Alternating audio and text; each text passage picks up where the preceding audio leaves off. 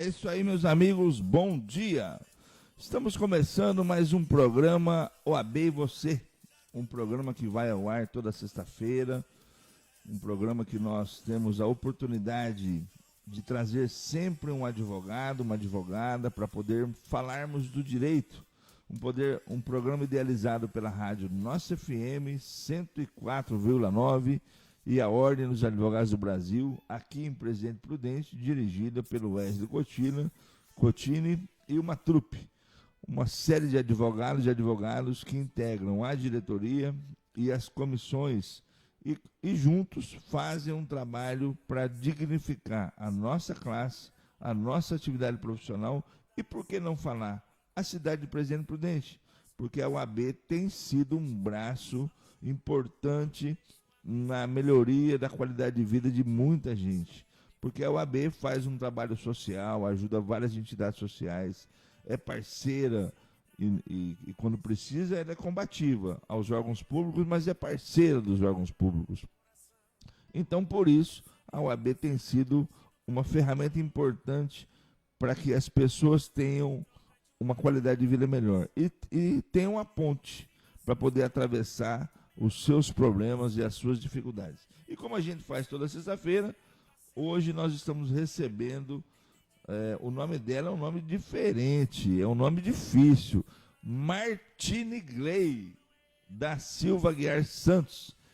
É uma colega, eu tive a oportunidade, não a conheci na época, mas eu tive a oportunidade de ter ela num júri que eu fiz em 1900 e bolinha, nem lembro quanto tempo faz.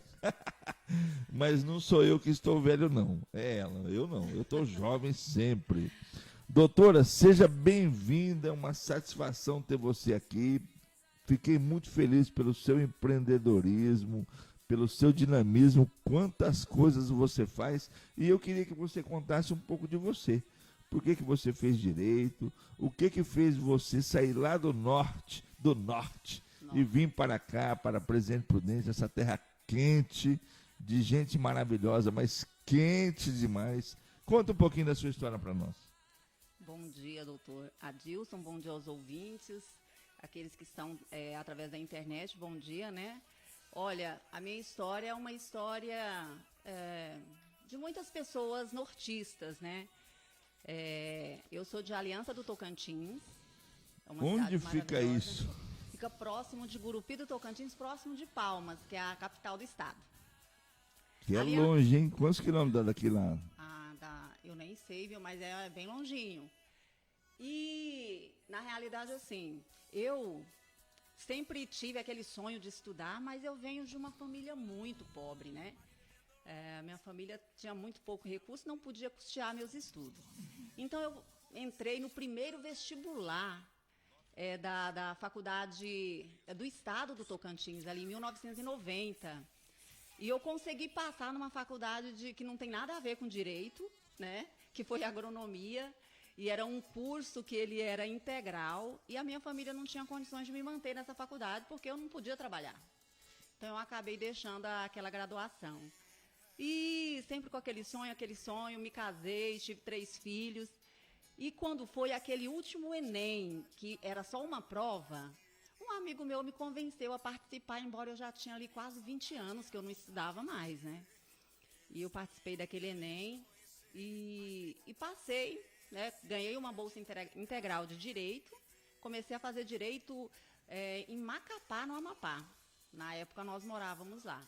E depois eu transferi a minha faculdade para Rondonópolis. Estudei 1 ano e finalizei aqui na UNOeste em 2014. E essa é a nossa história, né? E estamos aí advogando. Consegui aí realizar um sonho assim de adolescência. E o direito foi uma coisa que veio tão natural, assim, porque eu me apaixonei, né? Na época, quando eu fiz a prova do Enem, era a única opção que eu via ali mais próximo da cidade onde eu estava. E eu acabei me apaixonando completamente pelo direito. É apaixonante, né? É apaixonante. A luta pelo contraditório, a defesa do cidadão é algo que comove a gente, que nos motiva, que nos emociona. Sim. e faz com que a gente agarre aquela oportunidade de defender alguém, de restaurar uma injustiça, e isso é algo que não tem preço. Na verdade, é uma profissão abençoadíssima. Sim, sim, com certeza.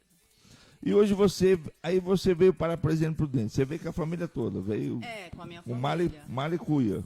Na realidade, quando meu esposo é pastor, e nós saímos da nossa cidade em razão da igreja, né? Em razão da igreja. Então, nós moramos, assim, em vários estados do Brasil. E acabei começando minha faculdade em Macapá, como falei inicialmente. E essas transferências eram em razão da igreja, né? Então, nós viemos para Prudente porque fomos transferidos pela instituição religiosa que nós participávamos. Qual né? que é a instituição? Pode falar. A Igreja Deus é Amor, né? Inicialmente nós estávamos na Igreja Deus é Amor. Hoje nós congregamos na Assembleia de Deus. Assembleia de Deus tem várias denominações, né? Várias congregações, né? O nosso bairro especificamente é o Residencial Funada, é o nosso pastor Evani, né? E a nossa pastora Eunice. Nós congregamos ali. Eunice, muito bom. Mas a Assembleia de Deus, ela vem toda de Belém, né? Ou eu estou errado? Não, o nosso ministério aqui é o Ministério Belém. Mas no norte, por exemplo, tem a Assembleia de Deus, mas vamos falar assim, a mais intensa ali já é o Ministério Madureira. Então, assim, no Brasil existem vários ministérios, né? Entendi. E aqui em Prudente é o Ministério Belém, da qual nós participamos. E aí você veio para Prudente, constituiu, montou aqui uma casa, família, residência aqui, hoje é o seu domicílio. E você já veio advogando ou demorou? Não, quando eu vim para Prudente, eu estava estudando, nós chegamos aqui em 2010. E eu transferi a minha bolsa para cá na época, fui muito bem recebida pela UNOeste. Abriram assim todas as portas e eu aproveitei tudo que a faculdade tinha disponível para o meu curso, né? E eu me formei em 2014. Comecei a trabalhar com a doutora Adriana Ligeiro, o doutor Gilberto Ligeiro, foram os meus professores. De vida eu vou falar, porque foi com quem eu aprendi muita coisa, são muito éticos, muito responsáveis e foram assim pessoas que serviram como uma base para a minha vida. E eu trabalhei com eles ali até 2014. Em 2014, eu sou uma pessoa, assim, de fé, né? Eu absolutamente não tinha nada nas minhas mãos naquele ano, mas eu fiz um propósito, né? Ali com Deus, em primeiro lugar, e segundo, comigo mesmo, que eu iria me esforçar para mim ter o meu próprio escritório. E um dia, eu passando ali na Arthur Marrafão, eu vi que tinha uma placa de uma sala que estava alugando, eu não tinha absolutamente nada. E eu encostei ali, falei com a doutora Denise Caixeta, hoje ela é integrante da comissão ali da OAB aqui de Prudente. E ela me recebeu muito bem, abriu as portas para mim ali daquele local e eu fiquei ali naquele lugar 8 anos. Meu esposo foi o meu financiador, né? Ele foi quem comprou os móveis para mim e deu aquele impulso assim na minha carreira.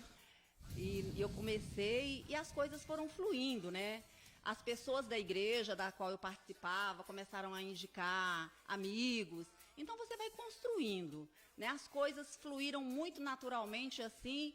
E eu vou falar para você com todas as palavras que Deus assim honrou a minha fé, né? Porque, como eu falei, a gente veio de uma família muito pobre. Quer dizer, assim, se nós fôssemos olhar para as possibilidades da vida, você poderia falar, nossa, ela é uma mulher casada com 3 filhos, tem tantas barreiras para ela não vai conseguir.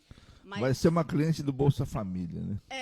Mas olha, eu acredito mesmo que não tem idade, e que você pode conquistar os seus sonhos, que você pode conquistar a sua carreira, né? Basta querer, basta ter organização, basta ter disciplina. Também porque eu me lembro que quando eu estudava, fazia faculdade, eu trabalhava fora, né? Então eu cuidava dos 3 filhos, cuidava da minha casa, trabalhava fora e fazia faculdade, né? E eu coloquei uma coisa na minha cabeça, eu quero passar no exame da ordem antes de eu finalizar a minha faculdade. Eu precisava correr contra o tempo, né? Eu já não era mais nenhuma mocinha, né? Vamos falar assim, uma jovem. Então, eu coloquei isso na minha cabeça. Então, o meu propósito durante toda a faculdade, eu estudava para a prova e eu estudava para o exame da ordem. Então, assim, eu tive, né, vou falar a graça de passar antes de eu me formar, né? Então, a casa, os filhos, o trabalho, o estudo, eu não coloquei como justificativa para mim não me esforçar o suficiente. Para você ter uma ideia, eu chegava a dormir, né, em todo esse período, acho que 4 a 5 horas por noite. Eu me levantava 4h30 da manhã, estudava, arrumava a minha casa, ia para o meu trabalho, porque eu entrava às 7h30 da manhã, voltava meio-dia ali, fazia o almoço. Você trabalhava onde na época? Na SP Labor. SP Labro? É uma empresa que vendia produtos para faculdade, sabe? De pesquisas, produtos de pesquisas. Eu trabalhava no setor financeiro. Nada a ver com direito. Nada a ver com direito. Nem tempo tinha, né? Porque é uma correria a parte financeira também, né? Sim, eu trabalhava no setor de cobrança, né? Lá atrás, quando eu morava no norte, eu trabalhei 15 anos, mais ou menos, num posto de gasolina, que ficava ali na BR-153, que liga Brasília a Belém, né? E eu trabalhei no setor de cobrança por muito tempo, então, assim, vasta experiência em cobrar pessoas, né? E aí eles aproveitaram. Hoje você tem que cobrar alguns clientes ainda, então, né? Olha, para falar a verdade, toda essa carga, ela me ajuda muito na minha profissão, né? Porque daí você já aprendeu a pesquisar onde que a pessoa mora, o que que ela tem, né? Então, quer dizer, você traz essa carga para a profissão. Foi bem legal. É isso aí, gente. Não tem idade. O que você precisa é acreditar em você. Olha que lição de vida a Martine Grey nos está dando, porque você tem que ter fé. Não adianta você ter fé em Deus. É fundamental você ter fé em Deus. Mas é fundamental você pedir para Deus te abrir as portas e você fazer a sua parte. É você acreditar em você. É você ter fé de que você vai conseguir. Me lembro de uma frase do Jean-Claude Van Damme, quando ele veio aqui no Brasil, ele deu uma entrevista no Jô Soares, e o Jô Soares falou para ele: quando você começou, o que você pensava? Ele falou assim: eu já sabia que eu ia ser um astro, porque eu já me via assim, eu já acreditava nisso, eu já tinha um sonho idealizado para a minha vida. Faça isso você. Idealize o que você quer, acredite e persevere. Ela dormia 4 horas por dia, acordava 4 horas da manhã, entrava no trabalho às 7h30 e já era mãe, já era casada, já tinha toda uma série de atividades por conta de ser mãe, de ser casada e ainda ter um trabalho. Isso não foi impedimento para ela. Então, meu amigo, joga a sua vaquinha fora, joga a sua muleta fora, e você tem que começar agora a dar um passo em direção àquilo que você quer.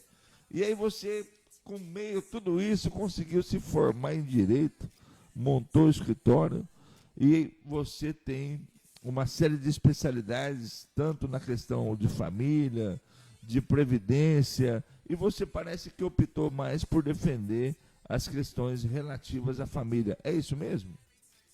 Olha, doutor, eu comecei a fazer a minha especialização ali na Toledo em Direito do Trabalho Previdenciário. Porque quando você sai da faculdade, você fica procurando em que eu vou atuar, que tipo de profissional eu vou ser. Quer dizer, isso é algo que você mesmo se questiona, né? Você é advogado, você sabe disso. Você sai da faculdade, então, quer dizer, existem várias outras barreiras que agora você precisa derrubar. E eu precisava me encontrar, então eu comecei ali na Toledo, comecei a fazer previdenciário, trabalhista, faço muito pouco previdenciário. E eu sou completamente apaixonada por direito sindical. Né? Eu me encontrei nesse direito, eu me identifico muito. Hoje eu represento um sindicato aqui e presto serviço. Qual sindicato? O Sindicato dos Hoteleiros. Né? Você faz a parte patronal ou a parte do empregado? O sindicato o Sindicato dos Hoteleiros, ele é o representante dos empregados. Dos empregados. Eu estou ali na parte da negociação. É o Jadir, o presidente? O Jadir. Conheço ele. Jadir. Conheço ele, o filho dele. Sim. O Jadir é uma figuraça, né? Aquele o bigodão. É muito comprometido com o trabalhador, viu? Ele é fera. Ele é muito comprometido, é um homem sério, um homem muito responsável. Nós estamos ali hoje no setor de negociações com o sindicato patronal, que é o senhor Rubens, né, que é o presidente. Eu trabalho diretamente com o Jadir. Então, eu me apaixonei muito pelo direito sindical. Tem dentro de mim assim, essa energia de defender o pobre e o oprimido. Eu não sei se é porque eu venho, eu não encontrei ninguém que me defendesse naquela época, então isso é muito forte dentro de mim. Eu quero dar para as pessoas aquilo que eu não recebi. Né? Então, eu estou mais assim, nessa área, mais trabalhista, mais sindical. E no meu escritório eu atuo muito em direito de família. Né? Atuo bastante, eu gosto também, eu acho que é importante ali você intermediar e você amenizar, porque quando você fala em direito de família, quando você fala em divórcio, quando você fala numa dissolução, não existem ganhadores. Né? Fulano vai ganhar o processo. Não existe ganhador num processo de divórcio. Né? Eu acho que aqueles que estão envolvidos acabam perdendo, porque é uma dissolução, é uma dissolução de um núcleo familiar, né? É uma tristeza, na realidade, né? Sim. E quem perde mais quando tem filho é o filho e a filha, né? Com certeza. Que não tem condições de absorver aquela situação, muitas vezes trágica, familiar, de uma forma saudável e cresce cheio de problemas emocionais, mentais, enfim. E hoje nós estamos recebendo a visita do nosso amigo Osmar Gonçalo. O Osmar está sempre presente aqui com a gente. Está aqui atrás de mim, veio aqui, como faz toda sexta-feira. O Osmar é o presidente da Liga Prudentina de Futebol aqui do Presidente Prudente. Tem um melhor escritório que eu acho melhor do que o seu, melhor do que o meu. O escritório do Osmar, que fica aqui do lado, que é um bar, que a gente vai lá para se reunir e não tem um lugar melhor para você se reunir do que você bater um papo nesse calorão, né? Tomando um refrigerante ou uma cerveja gelada com os amigos. Então seja bem-vindo aí, Osmar, meu querido. Vamos falar um pouquinho de sindicato. Você falou que era sindicato, não estava na pauta, mas surgiu aí, né? A gente estava até conversando no começo do programa. Os sindicatos, eu gosto de sindicato, eu defendo a importância de sindicatos. Eu acho que os sindicatos têm um papel fundamental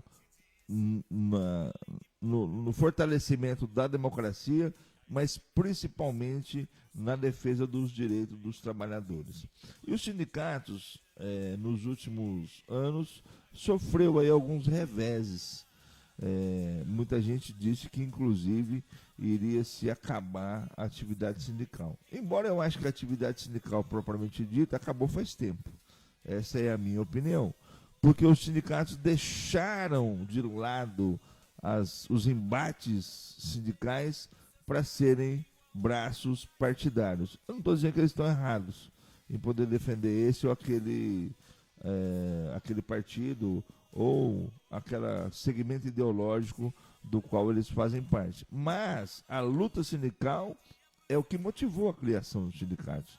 E hoje nós temos vários sindicatos que deixaram, por exemplo, de 2017 para cá, de fazer convenções, de fazer uma série de coisas para poder conseguir manter o direito do trabalhador.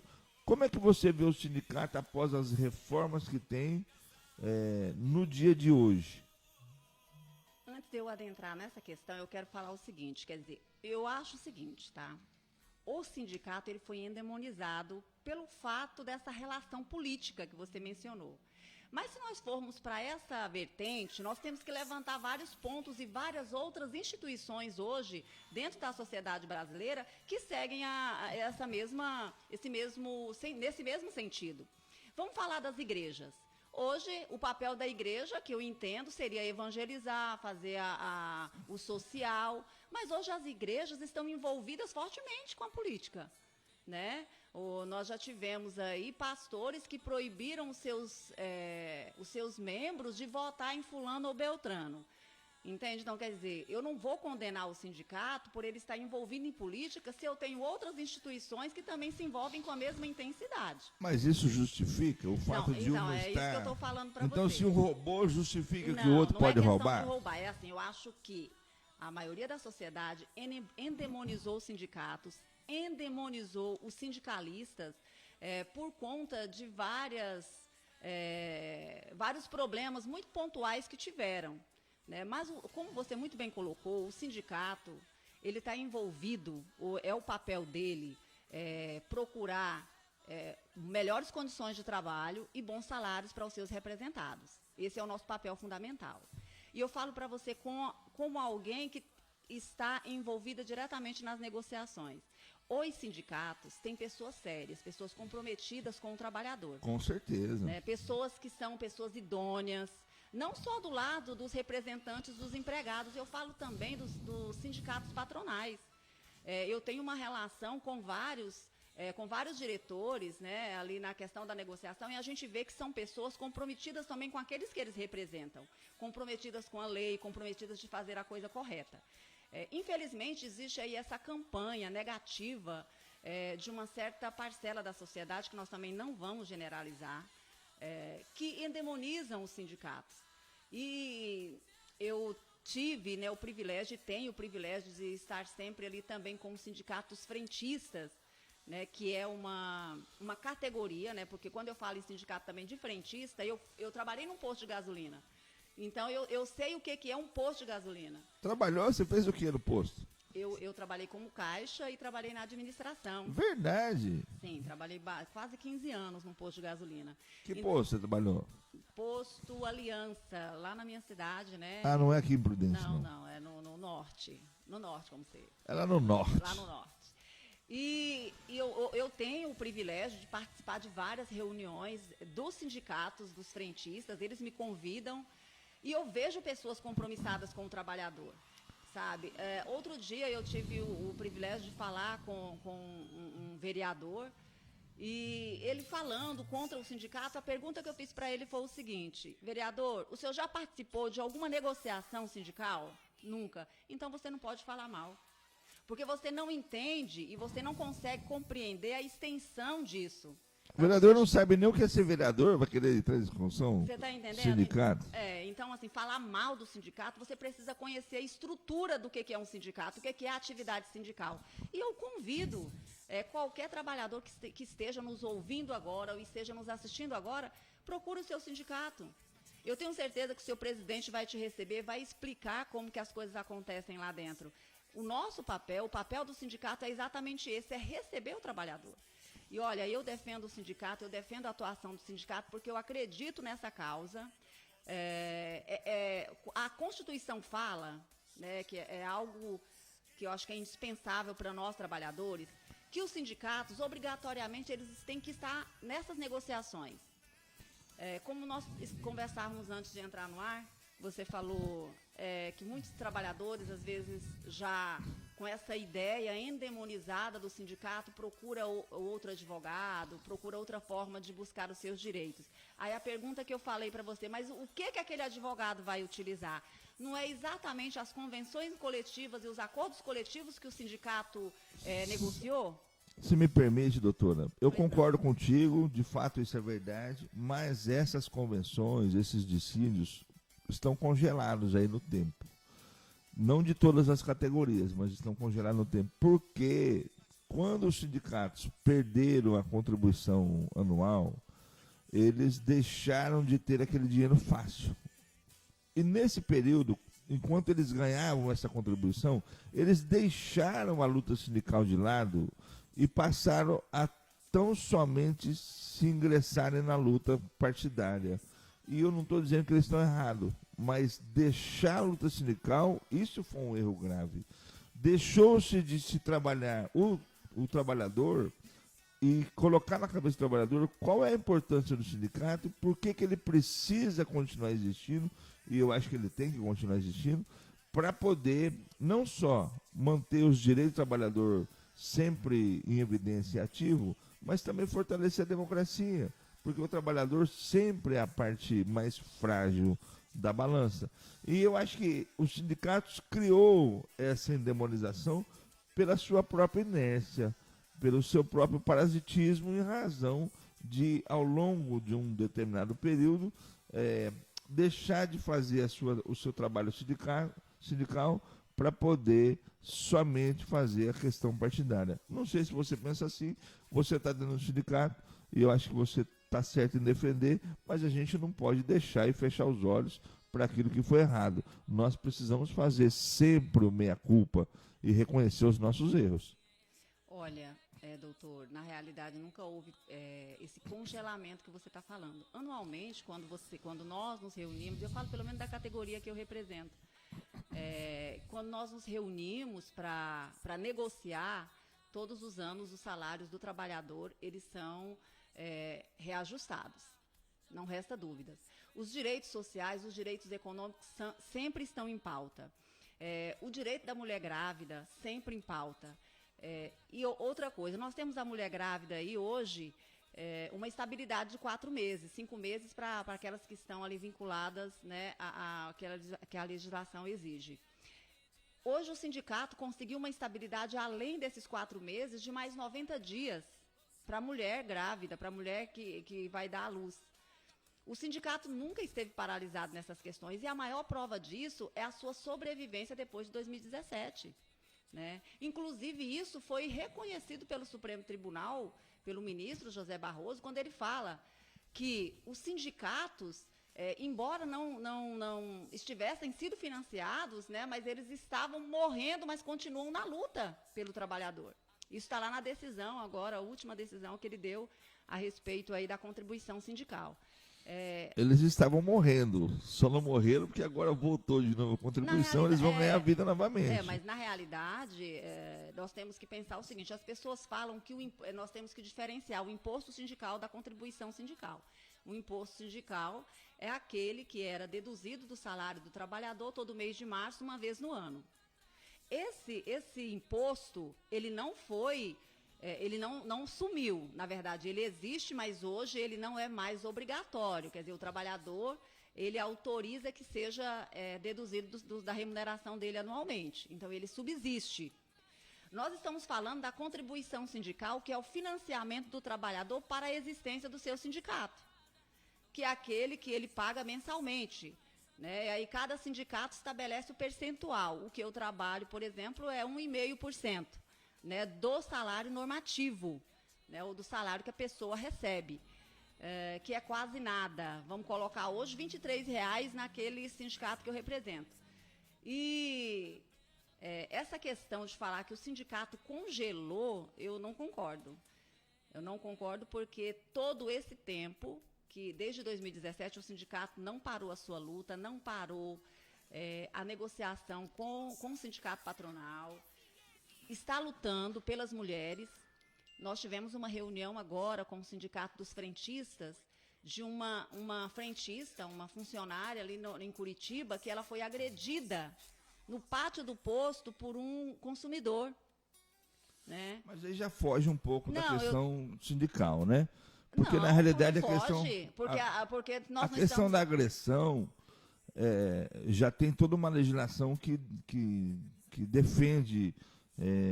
as mulheres ou todos aqueles que são agredidos, independente de sindicato. Já tem uma legislação e ninguém está lá, nenhum trabalhador está lá para ser agredido por esse ou por aquele consumidor.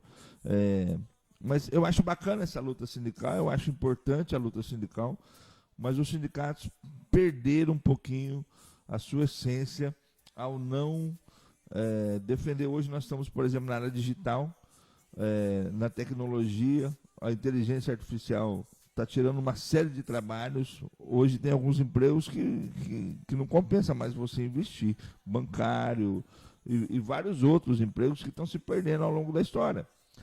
E os sindicatos estão dormindo em relação a isso, porque ele não está acompanhando essa briga, porque está preocupado com a questão partidária. E isso está errado. Eu acho que é importante brigar pela questão partidária, mas é fundamental evoluir no tempo. E essa evolução passa numa relação direta entre funcionário e o sindicalista. Não podemos prescindir a isso. Eu acho que o senhor está muito equivocado, doutor. Pode ser. Você está equivocado. Muito pelo contrário. O sindicato está totalmente voltado, sim, para esse desenvolvimento digital. Não restam dúvidas. Vamos colocar algo que eu vejo assim com mais propriedade. Hoje um frentista está correndo o risco de ser demitido porque nós temos um deputado federal que está com um projeto de lei querendo que o Brasil, né, adote aquele sistema de a pessoa chegar no posto e se abastecer, né? Existe esse projeto de lei, né? Então, assim, sim, nós estamos antenados em relação a isso, estamos na luta. Infelizmente, o doutor está equivocado em relação a isso, e vejo também que está contaminado com a endemonização dos sindicatos. Não, pelo contrário. Né? Respeita a sua opinião, respeita. Mas essa questão de ligar o sindicato só a partido, isso é totalmente equivocado. Não é assim que o sindicato tem que ver. Porque se você for ver o sindicato, ele ligado diretamente à política, você tem que falar também da igreja, que também está muito ligada à política. Então, eu não vou mais na igreja, eu não vou respeitar a igreja porque ela está ligada à política, né? Então, assim, nós precisamos ter muita cautela quando nós falamos que o sindicato só vê questão partidária. Essa fala é equivocada. Essa fala é equivocada. A pessoa que adota essa fala... Não é verdade, doutora. Ela não conhece exatamente... Mas esse não é o objetivo do programa, então vamos... Isso, é por isso que eu estou esclarecendo. Mas não... com todo respeito, Sim. não concordo. Os sindicatos perderam a sua essência, deixaram a luta sindical de lado ao longo da história porque ganhava dinheiro por conta das contribuições e que você já mencionou aí. Eu até achei que depois das reformas que teve, que prejudicou os sindicatos, eu achei que os sindicatos iam voltar para o campo. Ia voltar na empresa, ia voltar a conversar com o trabalhador, ia voltar a explicar. Isso não aconteceu. E aí alguns sindicatos foram se definhando, se perdendo, porque ficou igual o cachorro que sai correndo atrás do carro. O carro para, o cachorro fica sem saber o que fazer quando ele perdeu por nada aquele dinheiro. Mas você tem uma história bacana, uma história bonita, que eu queria que você falasse para nós. Porque, na realidade, você... é advogada voluntária da Tranói. A Tranói é uma casa importantíssima em Presidente Prudente. Eu não sei se tem em todas as cidades grandes, mas Prudente tem. E ela é um braço importante, principalmente para aquela família que tem algum ente que está sofrendo de câncer, passando por dificuldade nesse sentido. Você consegue ainda fazer um trabalho também de voluntária na Associação Terra Nobre de Vargem Grande. É no Maranhão? Maranhão. E como é que você consegue fazer esse trabalho, se bem que hoje é digital, tudo online, né? Acredito que isso te facilite. Mas como que está hoje a Casa Tranói e o que você faz lá na Casa Tranói? Olha, a Casa Tranói, eu conheci a Casa Tranói porque meu escritório, meu primeiro escritório ficava do lado. E eu conheci a Cidinha, que é a presidente, né? Uma pessoa maravilhosa, uma guerreira.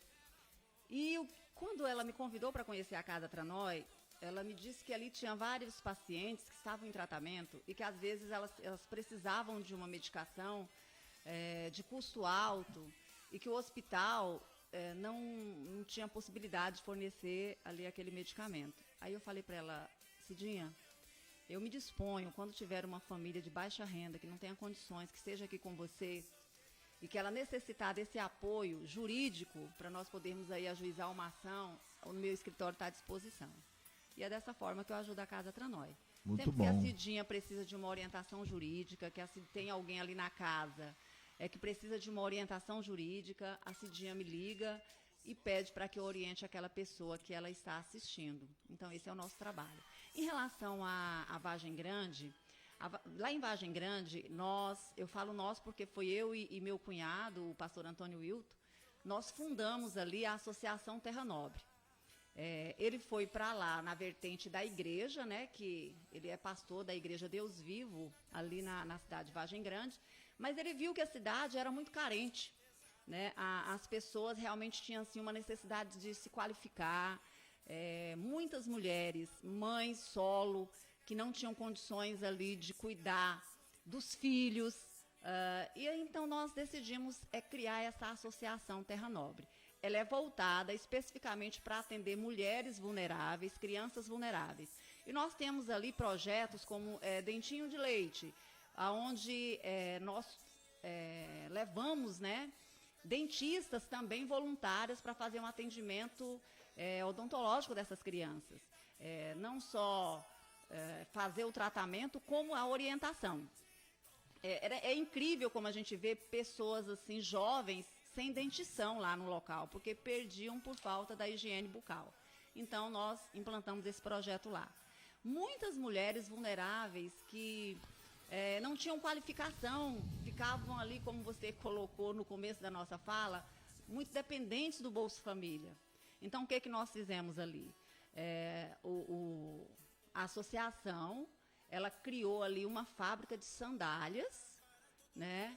E ali tem uma máquina que nós compramos, e a gente fornece o primeiro material e eles fazem essa sandália e vendem nos mercados ali da cidade. E esse é o nosso trabalho. E o dinheiro é dividido com as famílias que integram? O dinheiro é dividido para as famílias. Muito bem. Doutora, você tem uma atuação muito efetiva no campo do direito da família. Sim. E você tem uma identificação com uma questão religiosa, você é evangélica, ou seja, você tem uma familiaridade com a Bíblia e com a Palavra de Deus. São duas coisas que, de certa forma, em alguns momentos se chocam. Porque nós temos uma definição da família, que é uma definição tradicional, que está na Bíblia, e essa tradição no campo jurídico se mudou, se transformou. Porque hoje nós temos uma família que às vezes tem a multiparentabilidade, que é 2 pais, 2 mães, ou às vezes até mais. Nós temos, embora se proíba a poligamia, ainda existe relações nesse sentido. Existe a relação homoafetiva, seja homem com homem, mulher com mulher. Ou seja, a família vem se transformando ao longo do tempo, juridicamente, e isso se contrasta, a gente vê sempre os embates de representantes das igrejas com aqueles que defendem uma forma diferente de família. Como é que você lida com isso?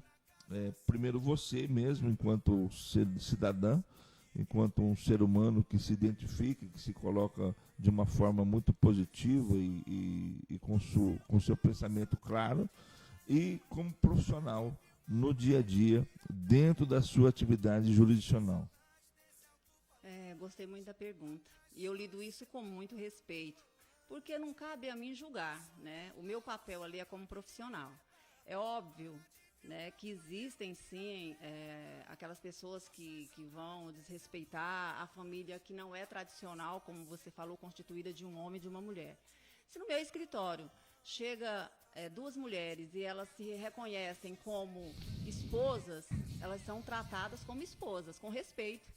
Se chegam 2 homens e eles se reconhecem como maridos, são tratados dessa forma. Em nenhum momento eu vou entrar para me evangelizar, vamos colocar assim, essas pessoas. Você sabe por quê? Porque o maior evangelismo é seu próprio testemunho, né? Então, eu acho que a partir do momento em que eu respeito essas pessoas, eu já estou demonstrando para elas que Deus está na minha vida, né? Porque eu acho que uma pessoa que tem Deus na sua vida, ele não pode desrespeitar um casal homossexual, porque ele já está indo contra a própria palavra de Deus, né? Porque a palavra do Senhor, ela fala claramente que nós precisamos respeitar as pessoas como elas são. Então, por que eu, como advogada, vou querer atacar um casal que não se apresenta para mim como uma família tradicional? Jamais.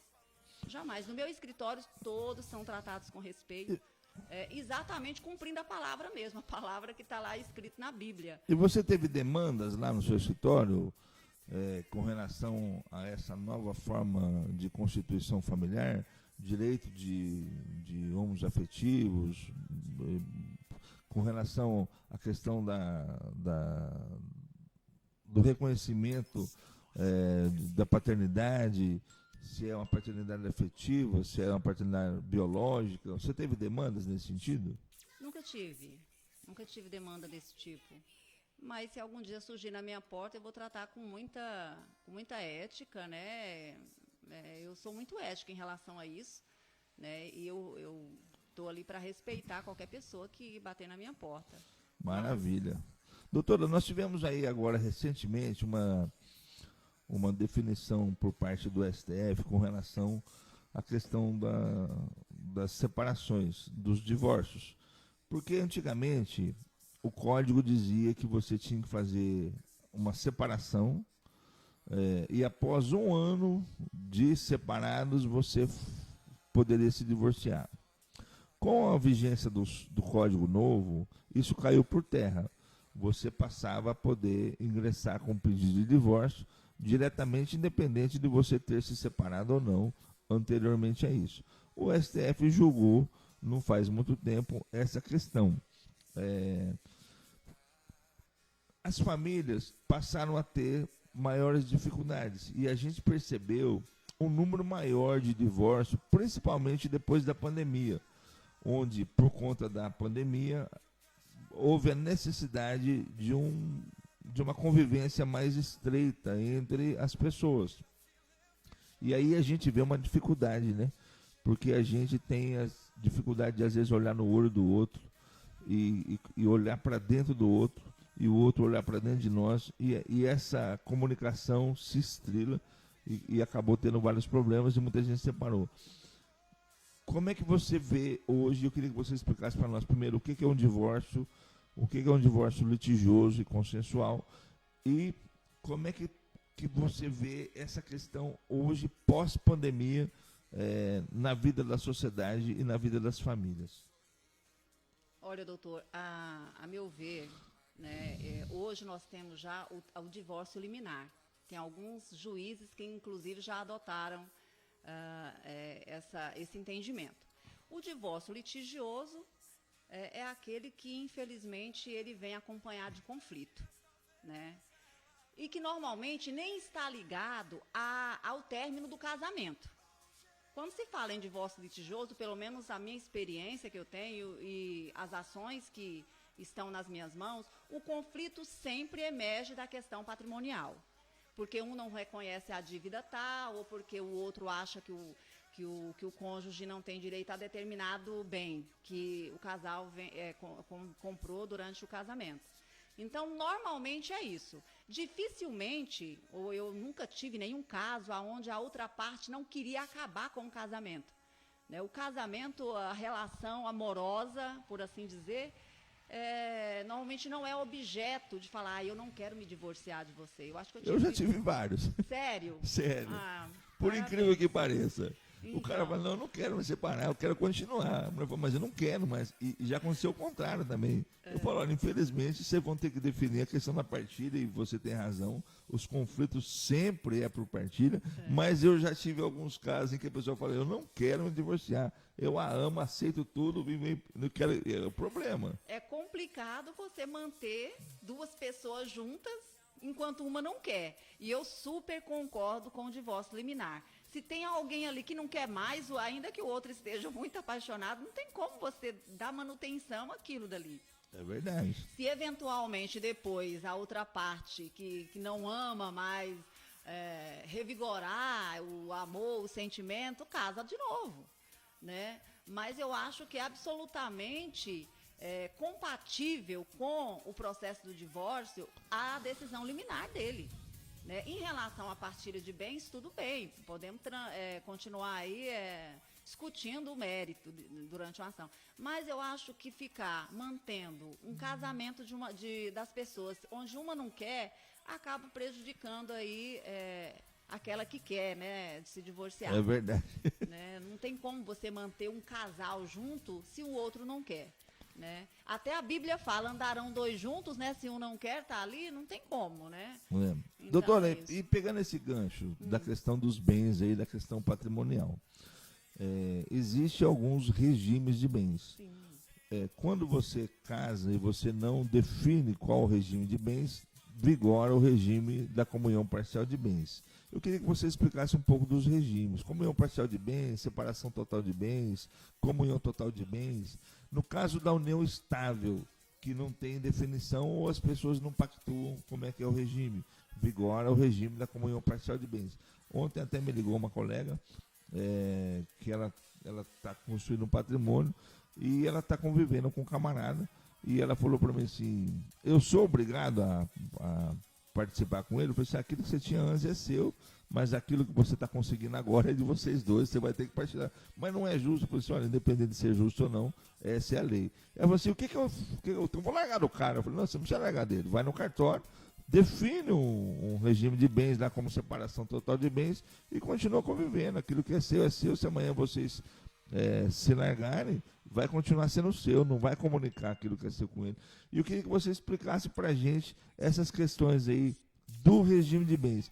E antes disso, a pessoa para se divorciar, ela tem um custo, ela tem que pagar. Se for consensual, hoje você vai no cartório, o cartório cobra R$700 para fazer um divórcio. A OAB orienta nós a cobrarmos mais de 5 mil se for consensual e 7 mil acima se for litigioso. Como é que a gente compete com o cartório que cobra R$700? Explica para nós isso aí, doutora. Bom, de qualquer forma, mesmo sendo consensual, ele vai precisar de um advogado. É verdade. Tem que assinar, não tem como, é indispensável um advogado no momento do divórcio. Quando você envolve criança, pelo menos até agora, a gente não conseguiu fazer esse divórcio no cartório. Tem que ser judicial por conta das crianças, né? E todo aquele acompanhamento do Ministério Público. Mas agora voltando na questão do regime. Na verdade, hoje nós não temos, infelizmente, uma cultura dentro do Brasil de os noivos conversarem sobre isso. Existe um tabu muito grande porque vai estar casando por interesse. Né? Então, isso é uma falta de cultura nossa, de não discutir o regime de casamento que nós queremos adotar quando nós vamos nos casar. Como você muito bem colocou, se ninguém fala nada, é o regime parcial de bens. Esse regime, todo mundo já sabe, independente do nome de quem esteja, vamos lá, comprou um carro, está no nome do João, né? O carro custa 160 mil, mas se ele chegar a divorciar, embora esteja no nome dele, a esposa vai ter direito a 50%, e assim vice-versa. Comprei um imóvel, está só no meu nome, se bem que hoje precisa do nome da esposa ali para poder registrar. Tem que partilhar da mesma forma. A minha esposa ficou dentro de casa, nunca trabalhou, nunca contribuiu financeiramente para a aquisição desse bem. Não importa. A legislação garante, independente da contribuição desse outro cônjuge, seja homem ou seja mulher, o direito a 50%. Hoje nós temos um regime que é você nem levantou essa questão, mas eu gostaria de levantar aqui, que eu acho super importante, que é a separação obrigatória de bens. Eu levantei. Você levantou? Desculpa. A separação obrigatória de bens. Hoje nós temos uma discussão no STF ainda, que está para ser julgado, porque hoje é obrigatório a pessoa que tiver acima de 70 anos casar com o regime obrigatório de bens. O Código de 16, essa idade era 60. Houve uma discussão aqui e acolá, ao invés de se erradicar esse dispositivo, acabaram acrescentando aí mais 10 anos para a pessoa. E hoje nós temos uma discussão sobre isso, do Estado está interferindo exatamente nisso. Por que tem que ser obrigatório de bens? Né? A pessoa de 70 anos, ela já está incapaz de resolver sobre isso, sobre o seu próprio patrimônio. É uma discussão que está sendo levantada junto do STF também. Mas, doutora, se me permite uma parte, é engraçado, né? Porque tem lá a separação dos bens, mas no caso de divórcio. Mas se morrer, se a pessoa estiver casada e a pessoa morrer antes, aquele cônjuge acaba se beneficiando como herdeiro. Não é um contrassenso? Mas eu acho justo, doutor, que aquela pessoa... Mas é um contrassenso em relação à lei. Exatamente, em relação à lei. E isso traz muito conflito na família. Bom, pelo menos todos que eu tenho atuado, normalmente os filhos, eles não aceitam o fato de aquela madrasta, vamos falar assim, participar como herdeira e de receber uma parcela igual. Eles acham que é injusto, porque se o pai casou com a separação de bens, é porque ele não queria que aquela pessoa tivesse a participação patrimonial. Então, para eles acham injustos, mas eu acho justo, você sabe por quê? Porque o nosso ordenamento hoje, ele protege o cônjuge sobrevivente, porque nós não podemos também deixar essa pessoa na penúria. Vamos colocar, a pessoa casa com alguém, essa pessoa vem a óbito e ela vai ter que sair daquela casa. Ela não participou financeiramente na aquisição daquela casa. Graças a Deus, a lei fala, não, independente do regime de bens, a viúva ou o viúvo, ele tem direito de moradia, ele tem o direito de ficar na casa até o dia que ele morrer. Eu acho isso muito, muito bom, muito legal e eu defendo isso. Imagina você ter que tirar uma pessoa idosa de dentro da casa por conta não, ela não tem direito de ficar aqui, né? Porque o regime era de separação de bens. Eu acho que isso é totalmente fora de qualquer ato ou de qualquer lei, né? Eu concordo, sim, que haja essa participação no caso da pessoa que sobrevive. Sim. Doutora, quando se divorcia, antigamente o filho, a filha ficava com a mãe. Era como uma regra. Hoje essa regra caiu por terra. Caiu até por terra, às vezes, não ficar com a mãe e nem com o pai. E sim ficar com outro pessoal, seja avô, avó ou tios, que tem condições de cuidar daquela criança de uma forma mais efetiva. Como é que, no caso hoje dos divórcios, na questão dos filhos, como é que está essa situação? Porque os filhos, hoje tem algumas coisas. É casado, mas a guarda é compartilhada. O que é essa guarda compartilhada? O filho mora com um, o outro tem que pagar pensão. Às vezes o filho mora uma semana com uma semana com o outro. E a pensão, como é que fica? Queria que você explicasse para a gente sobre a guarda compartilhada e sobre a questão de pensão alimentícia.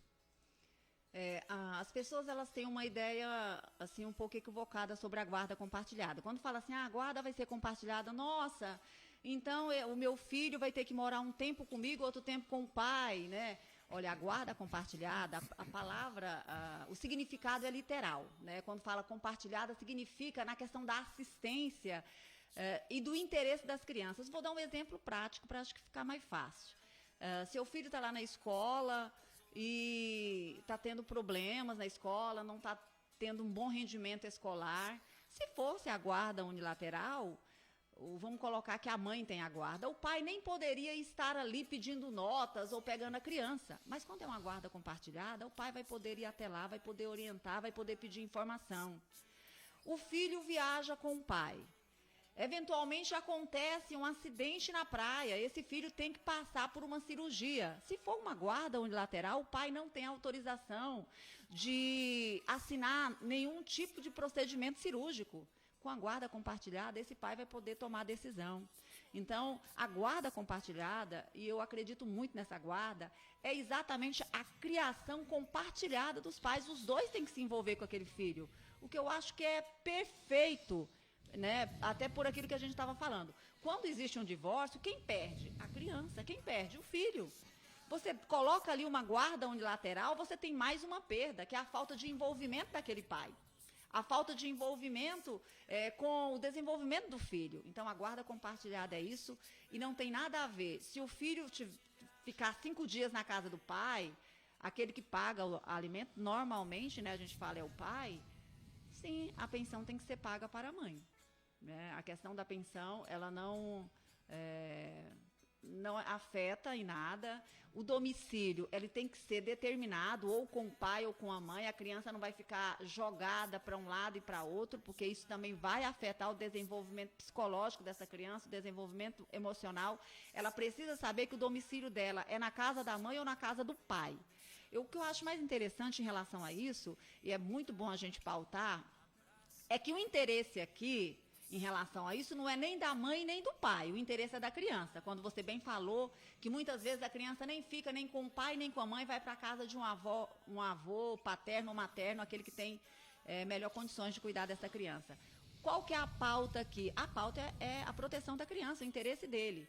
Se aqueles pais não estão aptos, de repente, para poder cuidar daquela criança, é claro que o judiciário vai encaminhar ela para a família ou para o núcleo familiar mais próximo dela, que tenha mais condições de dar a ela segurança, de dar a ela um acolhimento adequado, para que ela se desenvolva adequadamente, para que ela participe da escola, para que ela cresça socialmente. Eu sou completamente a favor disso. Muito bom. Com relação à questão da guarda dos filhos, hoje existe algumas mudanças. Existe a paternidade biológica e às vezes existe a afetiva. O que vem a ser isso? Essa multiparentabilidade. O que muda isso na vida das pessoas, das famílias e da criança, de uma forma geral? Outro ponto que eu acho extremamente lindo. Hoje, graças a Deus, no nosso ordenamento, nós podemos colocar nos nossos documentos, na nossa certidão, o nosso pai biológico, aquele que nos gerou, e o nosso pai afetivo. De repente, seu pai, sua mãe se divorciou, ou nem moraram juntos, mas você foi reconhecido ali como filho biológico daquela pessoa. E no transitar da vida, vamos falar de pai e de mãe, né? Um dos seus genitores acaba convivendo com uma outra pessoa e essa pessoa acolhe você como um filho, como uma filha, e você quer reconhecer isso. Você pode reconhecer isso não só apenas com um gesto, mas agora de fato quer incluindo ele hoje dentro da sua documentação, que seria ali o pai biológico, o pai ou a mãe biológica e o pai ou a mãe socioafetivo. E eu acho isso extremamente lindo, esse alargamento que o nosso direito concedeu, e hoje você pode fazer isso até sem uma intervenção do juiz, basta, se as pessoas forem maiores, basta ir no cartório, né? Então isso é muito legal, e eu vejo isso também com muito bons olhos. Isso é fundamental, porque a criança, às vezes, teve os pais separados e a criança tem uma criação com uma pessoa, acaba vendo desde pequenininha, acaba vendo aquela pessoa como pai dele ou como mãe dele, chama de pai e de mãe, cria um vínculo afetivo e de repente tem que falar, não, você não é mais nada meu. Esses dias eu tive um caso nesse sentido. Eu acho que isso é fundamental. Você abordou um tema bacana, porque o importante é a criança. Nós temos que preservar a criança. O pai provou-se biologicamente que ele não era o pai da criança, mas a criança está registrando o nome dele. A criança chamava de pai, tinha todo um vínculo, e o juiz não permitiu que retirasse o nome da criança da certidão de nascimento. E isso acontece, mas aí precisa ter, na verdade, um trabalho psicológico, né? Com relação àquele pai. E o Estado não está preparado para isso, né, doutor? Ou está? O Estado não está preparado para isso. E eu vou falar para você uma coisa que eu acho que é o mais... seria ali o mais... que ninguém quer falar sobre isso, mais delicado, que é a questão patrimonial, né? Aquela criança criou um vínculo com aquele pai e depois ela descobre que não há nenhum vínculo biológico. E agora o juiz fala, não é para retirar o nome desta pessoa do seu certidão, ele vai continuar sendo seu pai. Olha que problema que nós estamos criando. É verdade. Porque daí nós vemos as questões patrimoniais agora. Porque daí, óbvio, que aquele pai vai se sentir traído e vai vir assim uma celeuma de emoções, tanto para a criança quanto para aquele pai que não é pai. Aí ele vai e constitui uma nova família, ele constitui um patrimônio, mas aquele patrimônio também vai pertencer àquele filho. É uma situação muito delicada, né, doutor? Eu acho que precisa de muito debate em relação a isso. Ah, não tenha dúvida. Doutora, e eu me sinto despreparada para aprofundar, porque daí vai acabar achando que a gente está pensando só no patrimonial, né? Para a gente finalizar, porque nós já estamos encerrando o programa, já é 9h59, passou rápido demais, né? A gente tinha que ter mais uma hora de programa com você. Foi um programa muito bom, um programa cheio de discussões positivas, em cima de temas importantes e do dia a dia nosso, de uma forma geral, de todo cidadão. Com relação à questão da pensão, muita gente fala assim, o filho completa 18 anos, o filho ou a filha, e o cara para de pagar pensão por ele mesmo. Ele pode fazer isso? Como é que faz a questão da pensão? Até que idade é obrigado a pagar pensão? E aquele que paga, o que ele pode fazer para se desincumbir dessa obrigação? Olha, a pensão, ela não é automática. Muitas pessoas caem elas caem aí nesse golpe, eu vou falar. porque elas param de pagar a pensão e não procuram o judiciário para poder se exonerar daquela obrigação. A realidade é o seguinte, a pensão ela tem que ser paga para o filho até que ele se forme. Se ele estiver cursando aí uma faculdade, até que ele se forme, tem que ser paga aquela pensão. Quando o pai ou a mãe quer se exonerar desta obrigação, que o filho não esteja estudando, já completou aí seus 21 anos, seus 18 anos, não está estudando, 18 anos ele completou, não está estudando, não está fazendo nenhum curso, a pessoa já é totalmente dono de si mesmo, já trabalha, ele já está trabalhando e tendo rendimentos. O pai pode entrar com pedido de exoneração de pensão. Precisa haver uma decisão judicial exonerando ele daquela obrigação. Eu já tive um caso de um senhor que ele não sabia disso e estava pagando a pensão para a filha que já tinha 34 anos, já tinha se casado e era mãe, me parece que de 2 ou 3 filhos, não me lembro aqui agora. E alguém falou para ele, olha, já passou do tempo do senhor se desobrigar, porque isso era deduzido da pensão dele. Né? Então, veja, ele pagou para aquela filha até 34 anos. Então, ele chegou no meu escritório perguntando se ele podia só parar de pagar. Eu falei, não, mas alguém tem que ordenar que cesse esses descontos e quem pode fazer isso é só o juiz. Né? Aí foi quando nós entramos, então, com um pedido de exoneração. Mas, veja, ele pagou até 34 anos. Então, a pessoa tem que ficar atenta a isso, né? Essa foi uma desoneração humanitária, né, em favor desse senhor, né? Eu queria abordar uma outra coisa sobre pensão alimentícia para cônjuge, só para a gente poder finalizar, doutor, posso? Pode, claro, que você manda. A questão da... a gente vê também muito esse problema, porque o cônjuge separa e ele pensa que o esposo ele tem aquela obrigação, óbvio que tem alguns casos que são excepcionais, eu estou falando daquelas pessoas que têm condições de trabalhar. Né? Aquelas pessoas que têm filhos maiores ali, né? Que a gente não vai entrar muito nessa questão.